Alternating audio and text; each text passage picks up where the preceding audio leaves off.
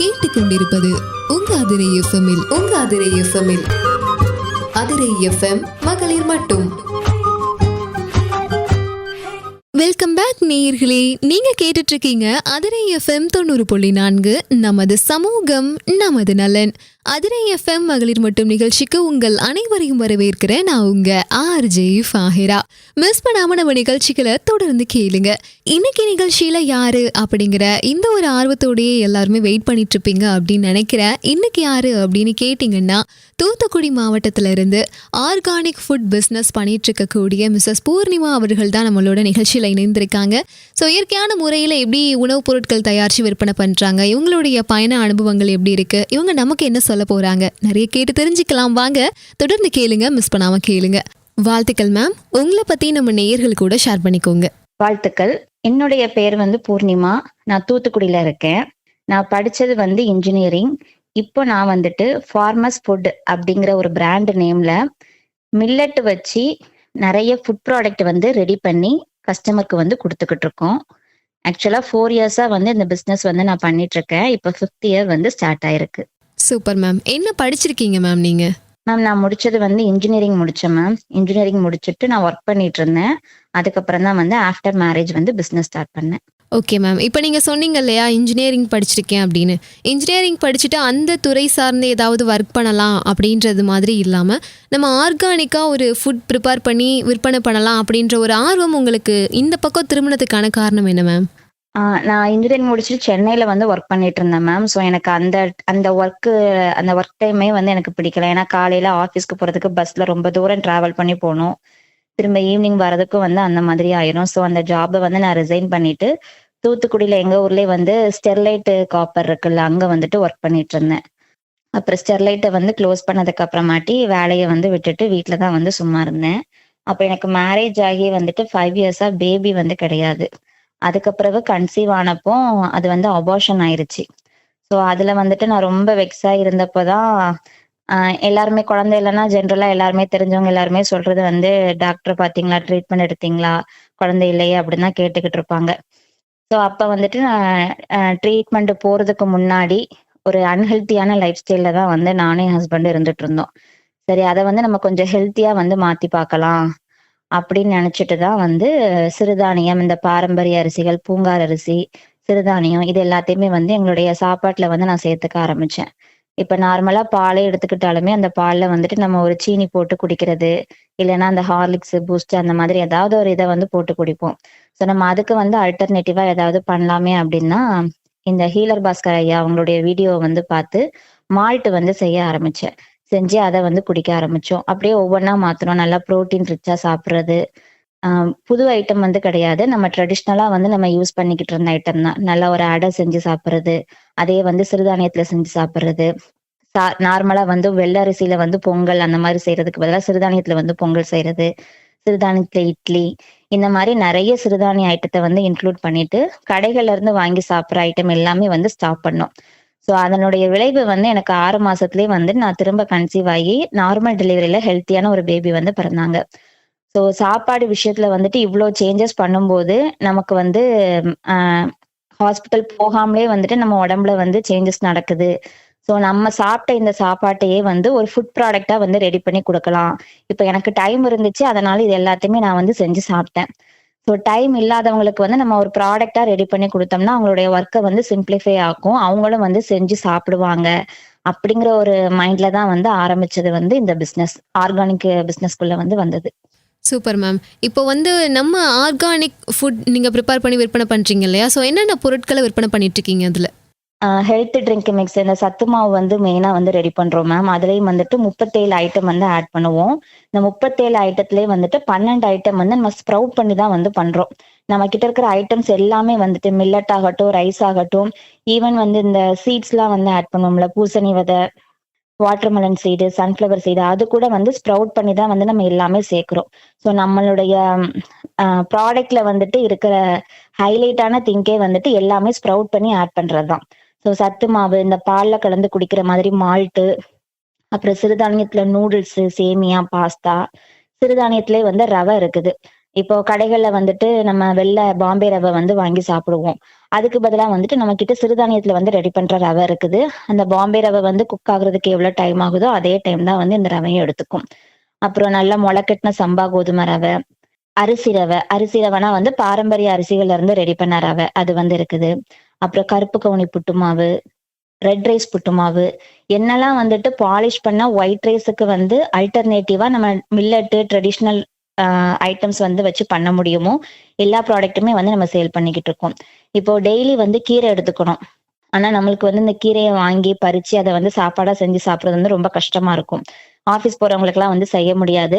சில பேருக்கு வந்து அந்த கீரைகள் வந்து சீக்கிரம் கிடைக்காது. ஸோ அவங்க வந்து டெய்லி கீரை எடுத்துக்கணும் அப்படிங்கிறதுக்காக வந்து தினமொரு கீரை அப்படிங்கிற கான்செப்ட்ல 8 வகையான கீரை பொடி வந்து நம்ம வச்சிருக்கோம்.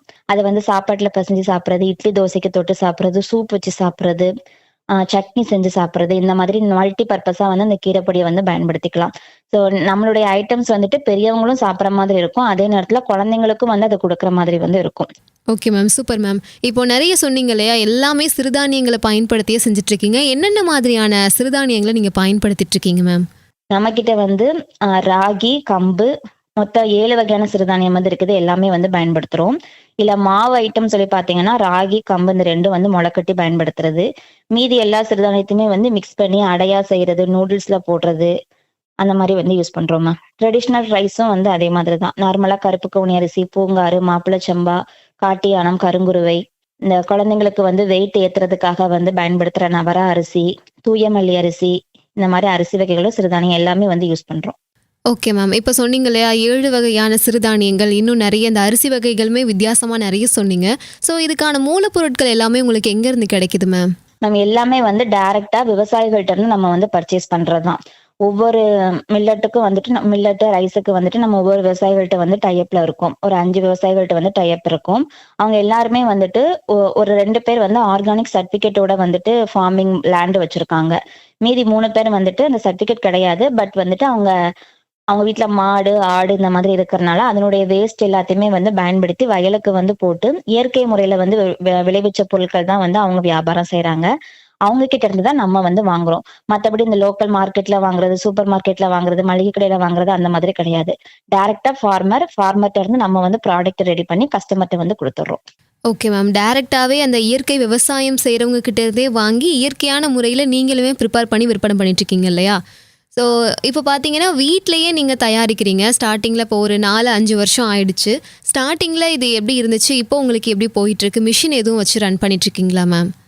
மிஷின் வந்து கிடையாது. ஸ்டார்ட்டிங்ல வந்துட்டு நான் ரொம்ப கம்மியான குவான்டிட்டில வந்து பண்ணேன். அதே மாதிரி லிமிட்டட் ப்ராடக்ட் தான். ஜஸ்ட் மால்ட்டு, சத்து மாவு, உளுந்தங்களி இந்த மாதிரி ஐட்டம் மட்டும் தான் பண்ணிக்கிட்டு இருந்தேன். அ ஆரம்பிக்கும்போது வந்துட்டு ஒரு 4, 5 கஸ்டமர் தான் வந்து இருந்தாங்க. அதுக்கப்புறம் வந்து அவங்க வாய் வழியா நெறைய பேருக்கு வந்து ரெஃபர் பண்ணி, அதுக்கப்புறம் Facebook அந்த மாதிரி டிஜிட்டல் மார்க்கெட்டிங் மூலமா வந்து போனதுக்கு பிறகு நெறைய கஸ்டமர் வந்து வர ஆரம்பிச்சாங்க. இப்ப மெஷினரி வந்து கிடையாது. பட் குவான்டிட்டி வந்து நாங்க இன்கிரீஸ் பண்ணியிருக்கோம். ஸ்டார்ட்டிங்ல 1 கிலோ, 2 கிலோ பண்ணவங்க வந்துட்டு, இப்ப வாரத்துக்கு ஒரு பேட்சுக்குன்னே நம்ம பண்ணாலுமே வந்து 15 கிலோ, 20 கிலோ அந்த மாதிரி பண்ற அளவுக்கு வந்து இன்கிரீஸ் பண்ணியிருக்கோம். மிஷினரி வந்து இல்ல. ப அந்த புரொடக்ஷன வந்து இன்கிரீஸ் பண்ணியிருக்கோம். Okay ma'am. இப்போ பார்த்தீங்கன்னா, ஒரு சுய தொழில் அப்படின்னு எடுத்துக்கும்போது, இன்னைக்கு இருக்க காலத்தில நெறைய பேர் நெறைய விதமான சுய தொழில் பண்றாங்க. ஸோ நெறைய எவ்வளவோ தொழில் இருந்தாலும், நம்ம இந்த இயற்கைய சூஸ் பண்ணி, இயற்கை உணவுப் பொருட்கள் விற்பனை செய்யணும் அப்படின்ற எண்ணம் உங்களுக்கு ஃபர்ஸ்ட்டு ஏன் தோணுச்சு மேம்? அதான் நான் சொன்னேன்ல மேம். சாப்பாடு மூலமாவே வந்துட்டு என்னுடைய ஒரு ஒரு குறைய வந்து சரி பண்ண முடிஞ்சுச்சு. ஸோ இப்ப சுகர்லாம் வந்து எடுத்துக்கிட்டீங்கன்னா, அதுக்கு நெறைய மெடிசன் சாப்பிடுறது, அந்த மாரி அந்த சுகரே வந்து வச்சுட்டு ஒரு வியாபாரம் மாதிரி நெறைய பேர் வந்து பண்ணிக்கிட்டு இருக்காங்க. பட் அந்த சுகர கூட வந்துட்டு நம்ம கரெக்ட்டான உணவு பழக்கவழக்கங்கள் மூலமாக வந்துட்டு அத நம்ம சரி பண்ண முடியும், ரிவர்ஸ் பண்ண முடியும். ஸோ சாப்பாடு வந்து சரியா இருந்துச்சு அப்டின்னா, நம்மளுடைய உடம்பும் வந்து நலமா இருக்கும். நம்ம நம்ம உடம்ப வந்து மூலாதாரமா வச்சு நம்ம வந்து நெறைய விஷயங்கள வந்து செய்ய முடியும். ஸோ எல்லாருக்குமே வந்து உணவு தேவைகள் வந்து இருக்குது. இப்ப இருக்கிற சூழல்ல வந்துட்டு எல்லா பொருள் எந்த பொருள எடுத்தாலும் சரி, அதுல வந்து ஒரு கலப்படம். அதுக்கப்புறம் வந்து எல்லாமே வந்து பாலிஷ் பண்ணது. எத ஒரு அரிசி எடுத்துக்கிட்டாலும் பாலிஷ் பண்ணது. சாப்பிடுற எல்லாமே வந்து பாலிஷ் பண்ணி வெறும் சக்கைய வந்து நம்ம சாப்பிட்டுக்கிட்டு இருக்கோம். ஸோ அத வந்து மாத்தணும். இப்ப இருக்கிற ஜெனரேஷன்லயே வந்து நம்ம இப்படி சாப்பிடுறோம்னா, இன்னும் நம்ம குழந்தைங்கலாம் வந்து பெருசாகும்போது, அவங்களுடைய ஜெனரேஷன்ல வந்து எப்படி உணவு பொருட்கள் வந்து இருக்கும்னே தெரியல. அத நெனச்சாலே வந்து பயமா இருக்கும். ஸோ இப்ப இருந்தே வந்துட்டு நம்ம நல்ல உணவு பொருட்கள வந்து குடுக்க ஆரம்பிக்கணும். ஆ ய நம்ம முன்னோர்கள் எல்லாருமே வந்து பயன்படுத்திட்டு வந்த அந்த பழக்கவழக்கத்த வந்து உணவுல கொண்டுட்டு வரணும் அப்படிங்கிறதுக்காக தான் வந்து நான் ஃபுட்ல வந்து இறங்குனது. இப்போ எந்த ஒரு தொழிலை நீங்க எடுத்துக்கிட்டீங்கன்னாலுமே, அதுல மார்க்கெட்டிங் அப்படின்றது ரொம்ப ரொம்ப அவசியமான ஒரு விஷயம் இல்லையா? ஸோ இப்போ நீங்க வந்து தொழில் ஸ்டார்ட் பண்ணும்போது எப்படி அந்த பொருட்கள விற்பனை பண்ணீங்க? இப்போ எப்படி விற்பனை பண்ணிட்டுருக்கீங்க? ஆன்லைன்லயும் உங்களுடைய பொருட்கள வாங்கிக்க முடியுமா மேம்? ஆமா மேம். நம்ம வந்து 90% ஆன்லைன்ல மட்டும் தான் வந்து சேல் பண்ணிக்கிட்டு இருக்கோம். அது போக அ இப்ப நான் இருக்கிற ஊர் வந்து தூத்துக்குடி அப்டின்னா, தூத்துக்குடில வந்து இருக்கிறவங்க கேள்விப்பட்டு நேரடியா வந்து வாங்குவாங்க. இப்ப வெளியூர்ல பெங்களூர்லயே வந்து இருக்கிறாங்க. அவங்களுடைய ஊர் வந்து தூத்துக்குடியா இருந்துச்சு அப்டின்னா, அவங்க தூத்துக்குடிக்கு வரும்போது என்கிட்ட வந்து வாங்கிட்டு போவாங்க. மத்தபடி வந்து ஃபுல்லாவே வந்து ஆன்லைன்ல சேல் பண்றது தான். நான் ஸ்டார்ட்டிங்ல வந்து மார்க்கெட்டிங் வந்து எப்படி பண்ணேன்னா, இன்வெஸ்ட்மென்ட்லாம் பண்ணி டிஜிட்டல் மார்க்கெட்டிங் அந்த மாதிரிலாம் பண்ணல. Facebookலயே வந்து இந்த மாதிரி விமன் என்டர்பிரினர வந்து சப்போர்ட் பண்றதுக்காக நெறைய குரூப் வந்து இருக்குது. அந்த குரூப்ல வந்து நம்ம ஜாயின் பண்ணிட்டு, நம்மளுடைய பிசினஸ் பத்தின டீட்டெயில்ஸ்லாம் வந்து குடுத்துட்டோம் அப்டின்னா, அதுல வந்து நம்ம ப்ரமோஷன் வந்து பண்ணிக்கலாம். அதே மாரி தான் Instagramல இருக்குது. WhatsAppலயே வந்துட்டு நெறைய இந்த மாதிரி என்ஜிஓலாம் வந்து என்ன பண்றாங்கன்னா, விமென்ஸுக்கு வந்து பிசினஸ டெவலப் பண்றதுக்காக வந்து நெறைய ட்ரெய்னிங் வந்து குடுப்பாங்க. எப்படி வந்து நம்மளுடைய ப்ராடக்ட்ட பத்தி எப்படி ஒருத்தங்க கிட்ட வந்து எக்ஸ்பிளைன் பண்ணணும்? எப்படி பிரைசிங் வந்து ஃபிக்ஸ் பண்ணணும்? இல்லன்னா எதுக்காவது வந்து ட்ரெய்னிங் எங்கேயாவது ஃப்ரீயா போடுறாங்கன்னா, அது எல்லாமே வந்து இன்ஃபார்ம் பண்ணுவாங்க. சேல்ஸ் எப்படி டெவலப் பண்ணணும் அப்படிங்கிறது. ஸோ இந்த மாதிரி ஒரு விமென்ஸுக்கு வந்து சப்போர்ட் பண்ற குரூப் மூலமா தான் நான் வந்து மார்க்கெட்டிங் எல்லாமே வந்து பண்ணுனேன். இப்ப இந்த வருஷத்துல இருந்து தான் நான் வந்து இன்வெஸ்ட்மென்ட் பண்ணி டிஜிட்டல் மார்க்கெட்டிங் வந்து ஸ்டார்ட் பண்ணியிருக்கேன். Super ma'am. இப்போ வந்து இந்த தொழில் மூலமா உங்களுக்கு ஒரு போதுமான அளவுக்கு வருமானம் கிடைக்குதா மேம்? கண்டிப்பா மேம். கண்டிப்பா. பெரிய லெவல்ல லாபம் இருக்குது அந்த மாதிரி சொல்ல முடியாது. ஏன்னா, இப்போ ஒரு பாலிஷ் பண்ண பொருளுக்கும், பாலிஷ் பண்ணாத அந்த ஒரிஜினலா இருக்கிற பொருளுக்கும் வந்து விலை வித்தியாசம்னு பார்த்தீங்கன்னாலே வந்து நெறைய இருக்கும். பாலிஷ் பண்ண பொருள் வந்து ஒரு ரூ. 50க்கு விக்குது அப்படின்னா, பாலிஷ் பண்ணாத அந்த இயற்கை விவசாயத்துல விளைஞ்ச பொருள் வந்து ரூ. 100க்கு விக்குது.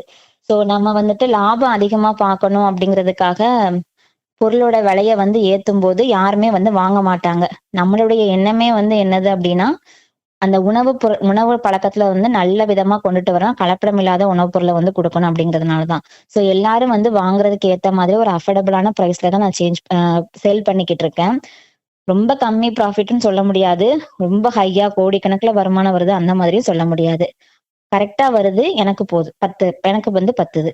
Okay ma'am. இப்போ எந்த ஒரு சுய தொழில் ஸ்டார்ட் பண்றாங்க, யாரோ ஒரு ஆள் ஸ்டார்ட் பண்றாங்க அப்படின்னாலுமே, எடுத்த உடனே ஒரு நல்ல வரவேற்பு கிடைக்குமா அப்படின்றது ஒரு பெரிய கேள்விக்குறி தான். ஏன்னா எல்லாருக்குமே ஒரு டைம் அப்படின்றது கொஞ்சம் தேவைப்படும் இல்லையா? ஸோ உங்களுடைய இந்த தொழிலுக்கு டைம் எப்படி எவ்வளோ நாள் ஆணுச்சு மேம்? கொஞ்சம் ரீச் ஆயி வெளில வர்றதுக்கு? நான் ஸ்டார்ட் பண்ணி ஒரு 5 மாசம் வரைக்கும் எனக்கு வந்துட்டு வந்த ஆர்டரே வந்து 2, 3 அப்படிதான். என் ஃப்ரெண்டு வாங்குனாங்க. என் ஃப்ரெண்டு வந்து அவங்க ஆஃபீஸ்ல இருக்கிறவங்களுக்கு வந்து ரெஃபர் பண்ணாங்க. அதுக்கப்புறம் எங்க பக்கத்து வீட்ல வந்து வாங்குனாங்க அவ்வளவுதான். 5 மாசம் வரைக்கும் நான் இப்படியே தான் வந்து பண்ணிக்கிட்டு இருந்தேன். அதுக்கப்புறமாட்டு இந்த குரூப்லலாம் வந்து சேர்ந்து என்னுடைய ஸ்கில்ஸ வந்து கொஞ்சம் கொஞ்சமா டெவலப் பண்ணதுக்கு அப்புறம் தான், அன்னோன் பெர்சன்ஸ் வந்து வாங்க ஆரம்பிச்சாங்க. அந்த மாரி டெவலப் ஆகுறதுக்கே வந்து கிட்டத்தட்ட ஒரு 8ல இருந்து 1 வருஷம் ஆயிருச்சு. Okay ma'am.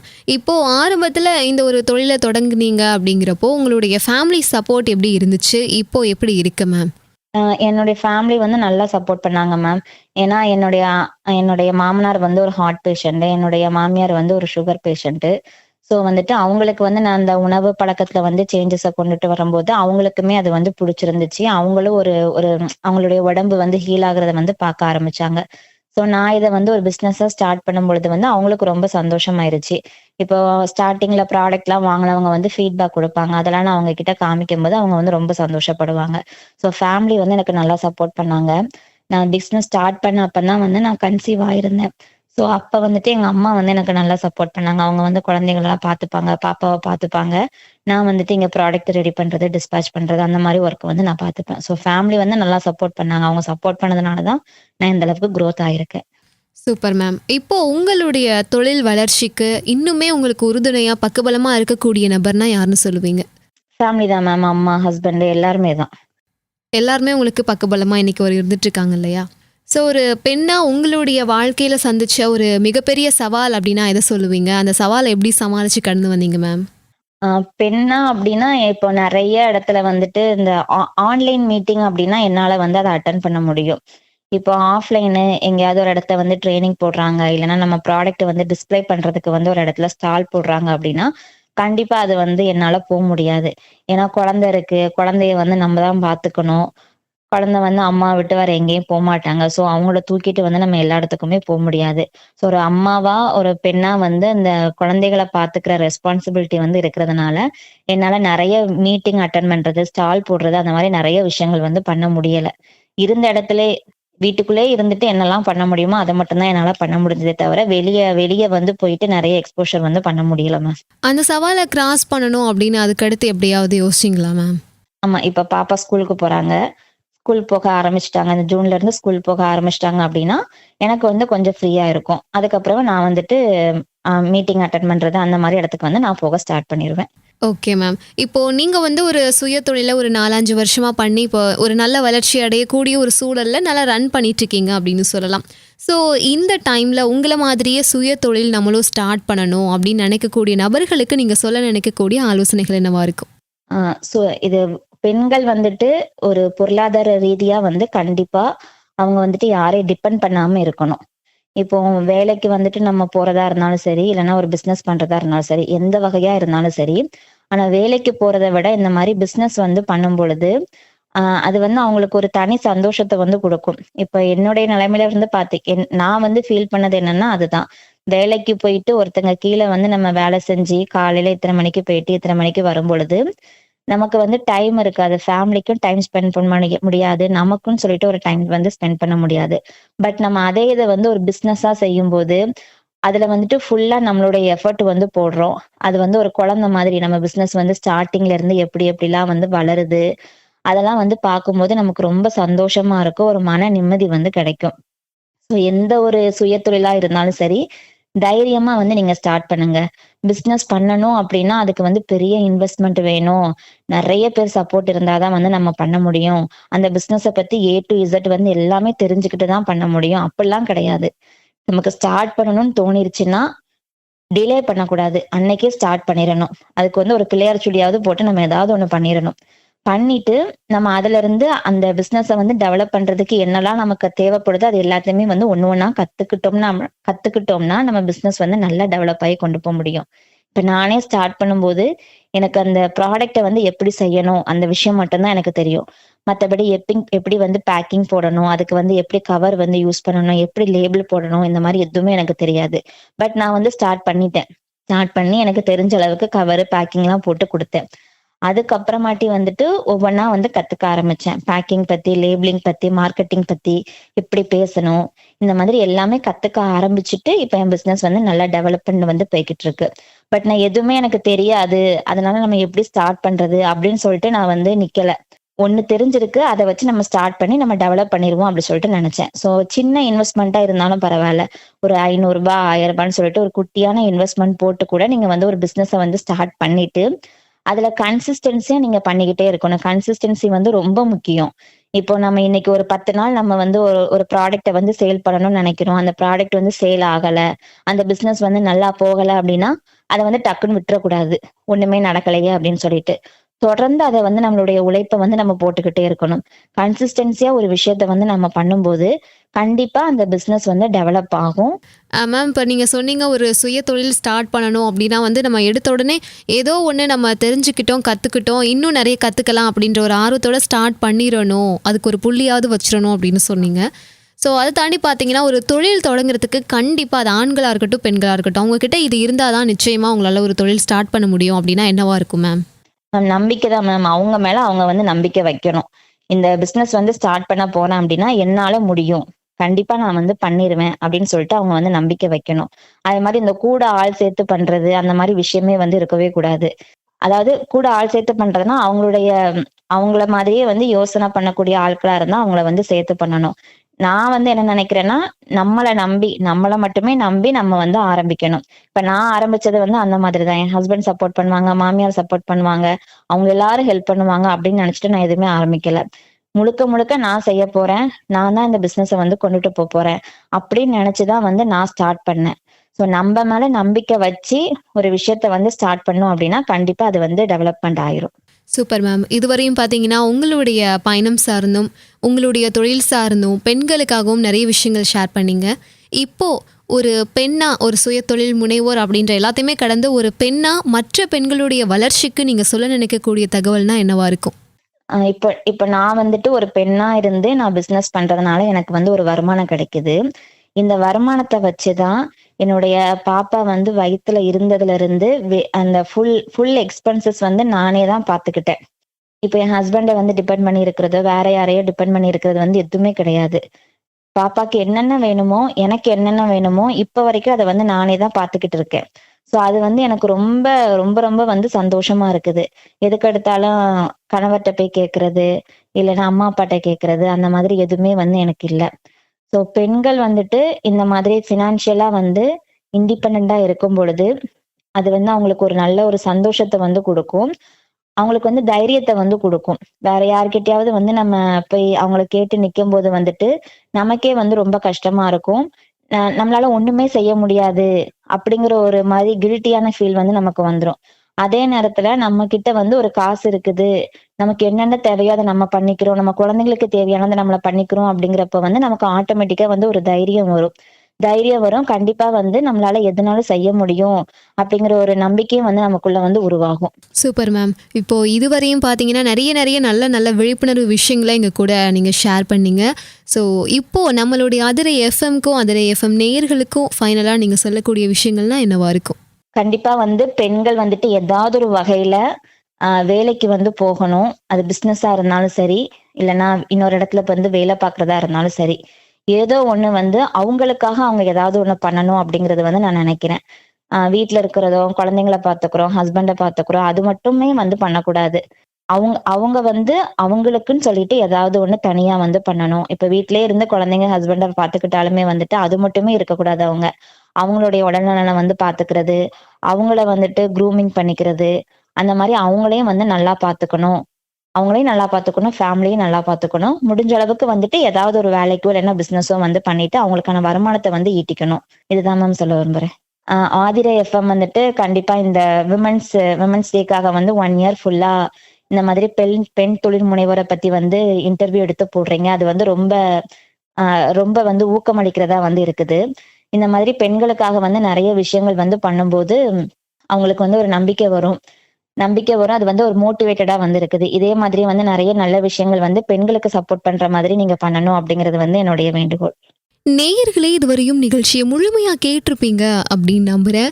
ஸோ இப்போ பார்த்தீங்கன்னா ஒரு இயற்கையான முறையில் உணவுப் பொருள் தயாரித்து விற்பனை பண்ணுறதுக்கூடிய அந்த பயணத்தில் என்ன சவால்கள் இருக்குது, அவங்க எப்படி அதை ஸ்டார்ட் பண்ணாங்க, எப்படிலாம் செஞ்சாங்க, ஸோ இது மூலமாக நம்ம என்ன கற்றுக்குறோம் அப்படின்ற மாதிரியான நிறைய விஷயங்களை நம்ம கூட பகிர்ந்துக்கிட்ட ஃபார்மர்ஸ் ஆர்கானிக் ஃபுட் இந்த நிறுவனத்துடைய ஓனரே அவங்க தான். ஸோ ஃபவுண்டர் மிஸ்ஸஸ் பூர்ணிமா அவர்களுக்கு நேயர்கள் சார்பாகவும் அதிரை எஃப்எம் சார்பாகவும் வாழ்த்துக்களையும் நன்றிகளையும் கூறி விடைபெற போறேன். நான் உங்க ஆர்ஜே ஃபாஹிரா.